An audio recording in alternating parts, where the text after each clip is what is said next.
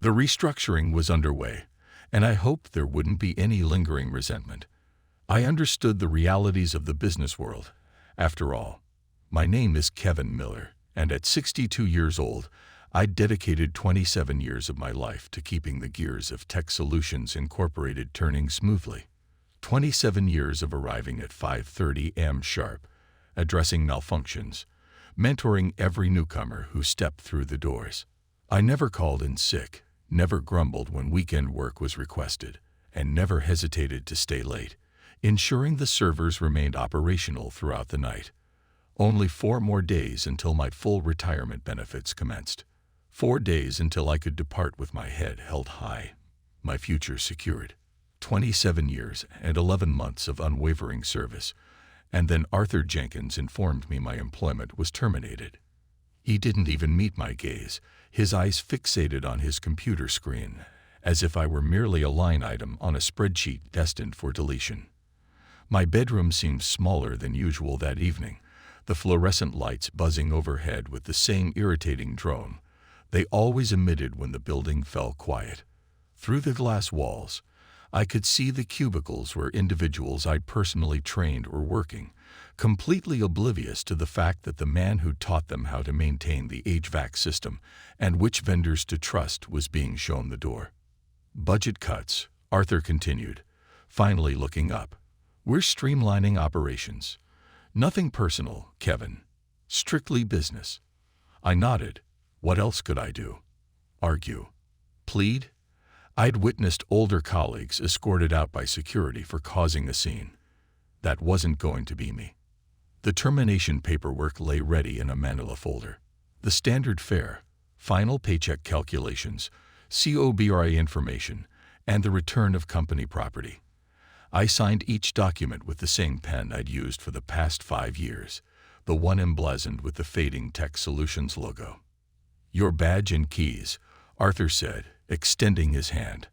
I detached my ID badge from my belt, the same spot it had occupied for almost 3 decades. The plastic was worn smooth from years of swiping through card readers. My employee photo depicted a younger me, from a time when my hair was still dark, and I envisioned a dignified retirement from this company. The keys felt heavier than they should have. Master keys to every room in the building. Equipment rooms, supply closets, loading dock. I'd been entrusted with everything. Without a word, I placed them in Arthur's palm, picked up my copy of the paperwork, and left. I walked past the cubicles where people were already averting their eyes, past the break room where I'd lunched at the same table for 27 years, past the security desk where I checked in countless times. The parking lot was deserted. My truck started immediately, as always. I sat there for a moment, the engine idling, gazing back at the building. Something felt amiss, though I couldn't quite articulate what it was. I'd built my life around that place. I started there at 34, fresh from a divorce that had stripped me of half my possessions. The job wasn't glamorous. Facilities management meant I was the guy who fixed plumbing problems and ensured the heating system functioned in winter. But it was stable employment with excellent benefits, and they'd promised to take care of me in my later years if I stayed loyal. Tech Solutions Incorporated was small then, with 50 employees and 2 buildings, still defining its identity as a technology company. I witnessed its growth, aided its expansion into 4 buildings across the industrial district. When they needed someone to oversee the construction of the new data center, they turned to me. When city inspectors questioned building codes, I handled it. I trained every facilities manager who followed me, showing them how to interpret blueprints, negotiate with contractors, and maintain efficient operations without exceeding the budget. Most moved on to better opportunities eventually. I remained. This was my place. My wife passed away 7 years ago. Cancer. The company's health insurance covered most of her treatments, and Arthur's predecessor granted me the time needed for medical appointments and hospital stays. When she died, half the office attended her funeral. They were good people, a good company. Arthur was different when he assumed leadership 3 years prior. Younger, possessing a business degree from a prestigious university. He viewed everything as a problem needing a solution, including the employees who predated his birth. He started bringing in consultants to enhance operational efficiency and began discussing right-sizing the workforce. The warning signs were present if I'd chosen to see them. Arthur stopped greeting me in the hallways, excluded me from monthly department meetings, and questioned my budget requests with a scrutiny I'd never encountered before. Why so many maintenance contracts?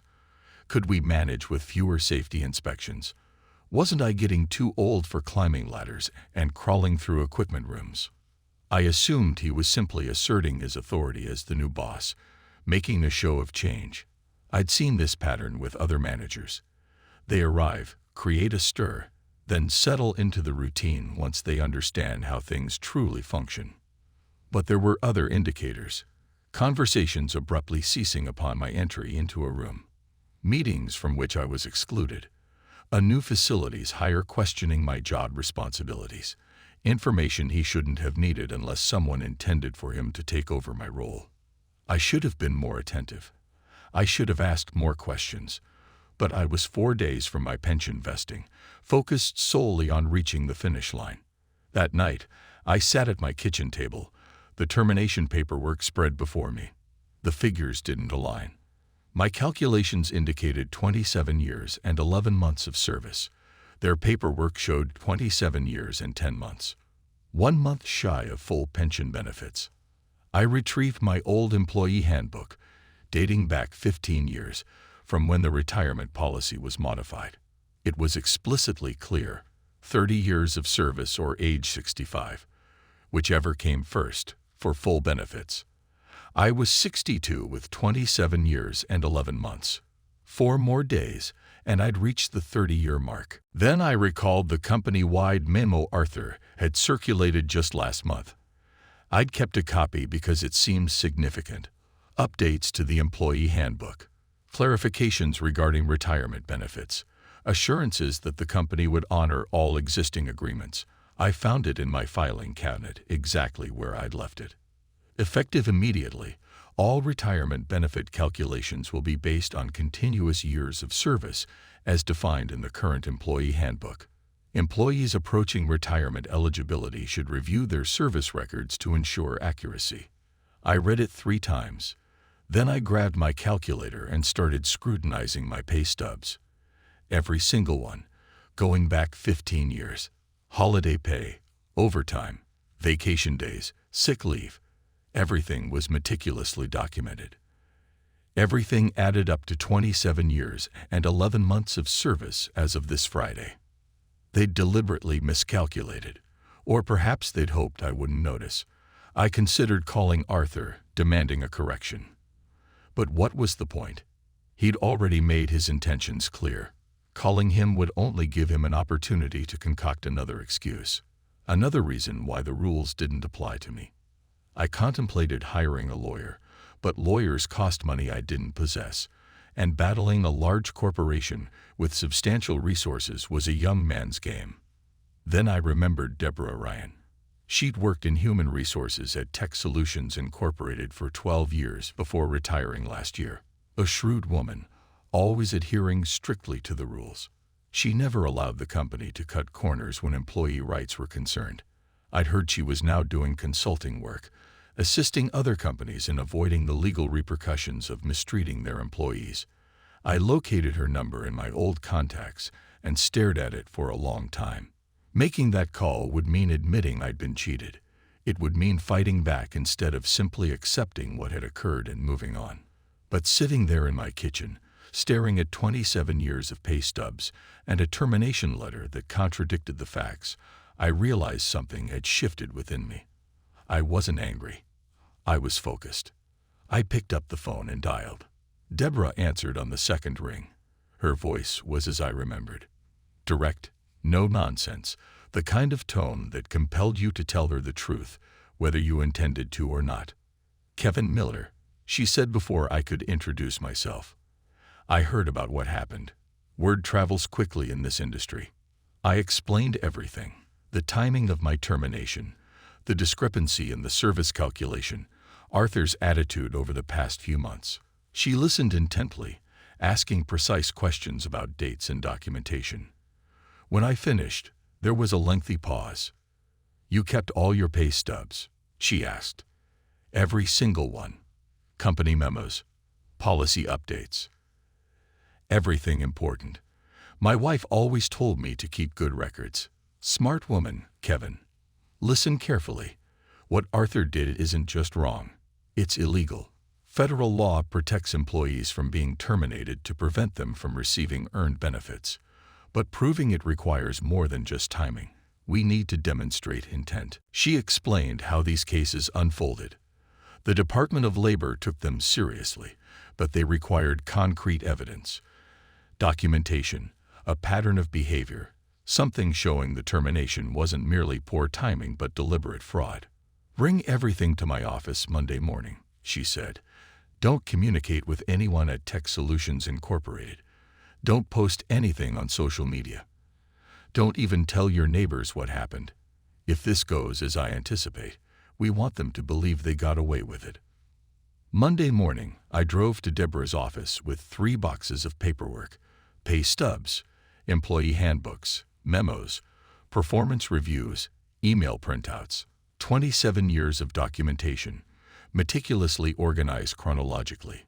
She reviewed everything systematically, taking notes on a yellow legal pad. When she reached Arthur's memo from the previous month, she paused and reread it twice. "This is gold," she said. "He stated in writing that service calculations should be accurate. Then he fires you with an inaccurate calculation 4 days before you reach 30 years. Either he's incompetent or he's lying. What's the difference? Incompetence might get you your job back. Lying gets you your job back, plus damages, plus a federal investigation that could shut down their entire human resources department." She outlined the process. File a complaint with the Department of Labor. They would investigate, interview witnesses, and review documents. If they found evidence of deliberate benefit denial, Tech Solutions Incorporated would face severe penalties, not just fines, but potential criminal charges for those involved. "How long does it take?"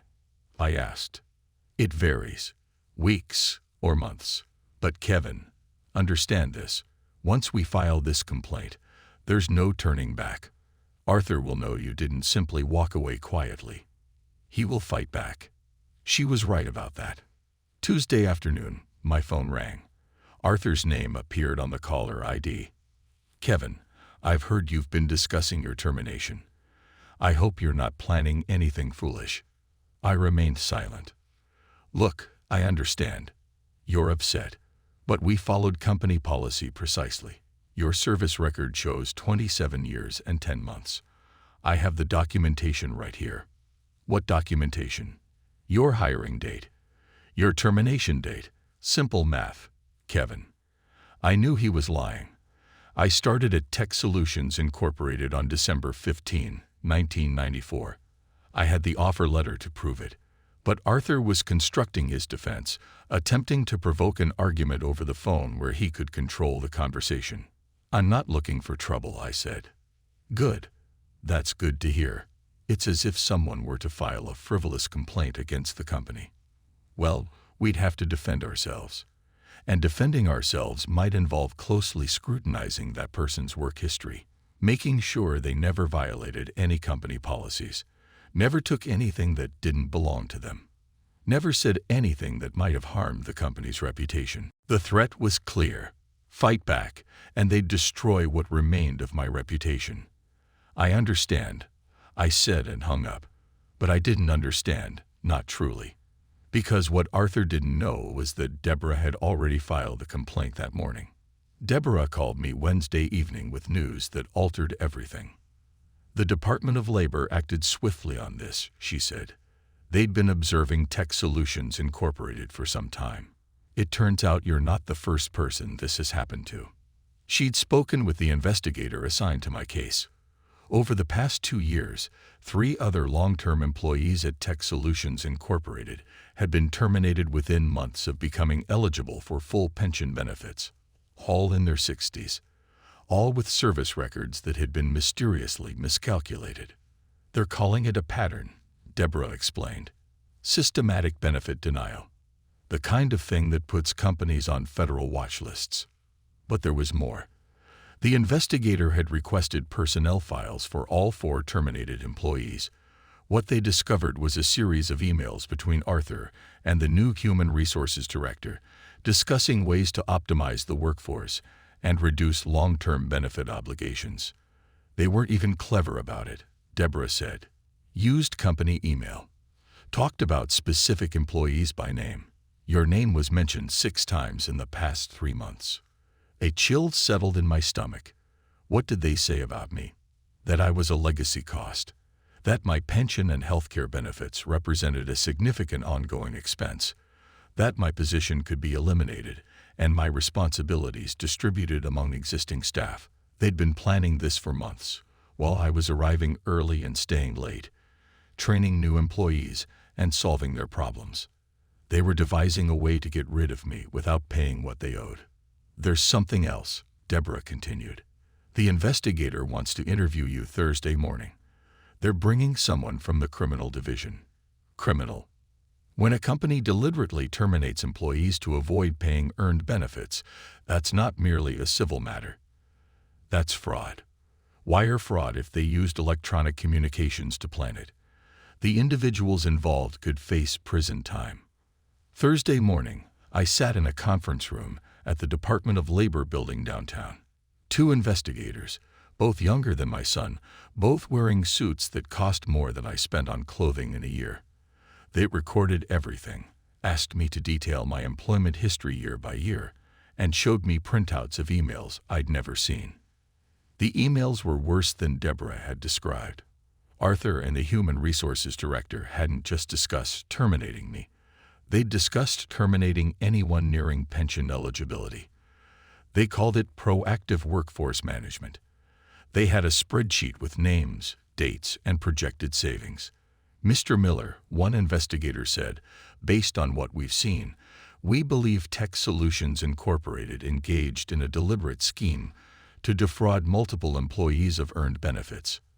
Your case is simply the most recent example. They showed me documents I'd never seen before, internal company communications about the cost of retaining older employees, memos about renegotiating pension obligations, a presentation to the board of directors that included a slide titled Legacy Employee Transition Strategy. My name was on that slide, along with the names of the 3 other employees who'd been terminated. We were all listed under Q4 optimization targets. We're going to need you to testify, the other investigator said. This is going to trial. Federal court. The people responsible will be held accountable. I thought about Arthur sitting in that conference room, telling me it was just business, nothing personal. I thought about 27 years of waking before sunrise, fixing what was broken, believing that loyalty would be rewarded. What do you need me to do? The federal investigation progressed more quickly than anyone anticipated. By the following Monday, investigators had seized Tech Solutions Incorporated's email servers and interviewed 6 current employees. By Wednesday, they'd executed a search warrant on Arthur's office in the Human Resources Department. Deborah kept me updated. The investigators had uncovered more evidence than they knew what to do with. Internal documents dating back 3 years showing a systematic plan to eliminate older employees, spreadsheets calculating pension savings, email threads discussing the optimal timing for terminations to avoid legal challenges. They kept meticulous records of everything. It's as if they wanted to get caught, Janice told me over coffee Thursday morning. The plan was simple and brutal.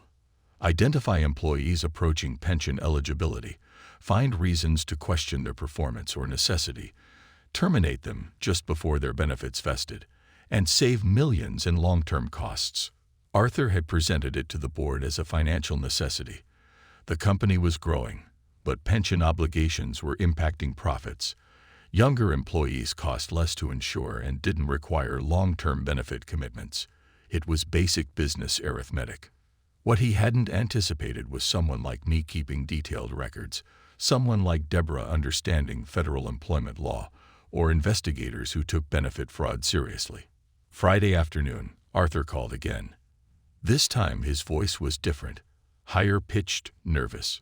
"Kevin, I think there's been a misunderstanding about your termination. We should talk. Work something out." "What kind of misunderstanding?" "Your service record. We may have made an error in the calculation. If you'd be willing to come in Monday morning, we could review everything. Make sure you get what you deserve." He was panicking. The investigation was now public, mentioned in the business section of the newspaper. Tech Solutions Incorporated stock price had plummeted 15% in 2 days. The board was asking questions Arthur couldn't answer. "I don't think that's necessary," I said. "Kevin, please, we've worked together for years. Let's handle this professionally. No lawyers, no government agencies. Just two reasonable people resolving a disagreement." But it was too late for reasonableness. The Department of Labor had already filed charges. Criminal charges, not just civil ones. Arthur was facing up to 5 years in federal prison for wire fraud and conspiracy to defraud employees of earned benefits. Monday morning, I received a call from the company's lawyer. Not Arthur, but the actual company lawyer, the one they summoned when things got serious. "Mr. Miller, my client would like to discuss a settlement. Full reinstatement of your pension benefits, health care coverage, and additional compensation for the inconvenience you've experienced." "How much additional compensation?" "We're prepared to offer $75,000, provided you agree not to pursue further legal action." I told him I'd consider it. Then I called Deborah. "Don't accept it," she said immediately. "Kevin, they're scared. The criminal charges are just the beginning. Once this hits federal court, other employees will come forward. This is going to be a class action lawsuit worth millions." She was right. By Tuesday, the Department of Labor had been contacted by 10 more current and former Tech Solutions Incorporated employees who suspected their terminations or benefit calculations were fraudulent. By Thursday, it was 17. The local news picked up the story. "Federal investigation targets local tech company." Arthur's photo was on the front page of the business section, looking uncomfortable in a suit that suddenly seemed too large for him.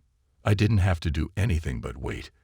The system was functioning exactly as it should, and Arthur was about to learn what it felt like to have his future decided by someone else. Tuesday morning, I was enjoying coffee and reading the newspaper when my phone rang. Deborah, calling earlier than usual. "Turn on Channel 5, she said. Now, I found the remote and switched to the local news. Arthur Jenkins was being escorted out of the Tech Solutions Incorporated building in handcuffs, federal agents carrying boxes of documents behind him. The reporter was discussing wire fraud charges and conspiracy to defraud employees of earned benefits. Federal prosecutors alleged that Jenkins and Human Resources Director Patricia Wells engaged in a systematic scheme to terminate long-term employees just before they became eligible for full pension benefits, the reporter said. The alleged fraud cost affected employees hundreds of thousands of dollars in earned benefits. The camera showed Arthur stumbling slightly as the agents assisted him into a federal marshal's vehicle. His face was pale, his usually impeccable hair disheveled. He looked smaller than I remembered. The indictment charges Jenkins with 14 counts of wire fraud and conspiracy, the reporter continued. If convicted, he faces up to 70 years in federal prison. I turned off the television and sat in the quiet of my kitchen. 27 years of waking before sunrise, of fixing what was broken, of believing that loyalty mattered. It had mattered, just not in the way I'd imagined. Deborah called back an hour later with more news. The Department of Labor had concluded their investigation. 20 employees had been affected by the scheme. Total damages exceeded $3 million. Tech Solutions Incorporated's board had voted to immediately terminate Arthur and Wells and agreed to full restitution for all affected employees. Your pension is fully restored, she said, backdated to when it should have vested, plus health care benefits and additional compensation for damages. How much additional compensation? $300,000 plus legal fees. I thought about Arthur telling me it was just business, nothing personal, just the way things worked. 3 months later, I was back in my workshop, building a bookshelf for my daughter. The tools felt good in my hands. The scent of sawdust and the sound of wood being shaped into something useful reminded me why I had always excelled at fixing things. My pension payments had begun on schedule. The additional compensation sat in my savings account, accumulating interest. I hadn't touched it yet. I wasn't sure I needed to. After 27 years of steady work, I had everything I needed. Arthur had pleaded guilty to federal charges and been sentenced to 18 months in prison. Patricia Wells received 6 months and 2 years of probation. Tech Solutions Incorporated had been acquired by a larger company that purged its management ranks. The local newspaper had published a follow-up story on the case. Local man's complaint leads to federal investigation. They'd wanted to interview me, but I declined. I wasn't seeking attention or recognition. I simply wanted what I'd earned. My daughter called while I was sanding the bookshelf. She'd seen the news story online and wanted to ensure I was doing all right. "I'm proud of you, Dad," she said, "for standing up for yourself." "I didn't do anything special," I told her. "Just made a phone call. Sometimes that's enough." I finished the bookshelf that afternoon and loaded it into my truck. My daughter had requested one for months, and I finally had the time to build it properly. Solid oak dovetail joints, the kind that would endure for decades. As I drove to her house, I reflected on the distinction between constructing something and merely fixing what someone else had broken. Both had their place, both mattered, but building something new felt more fulfilling.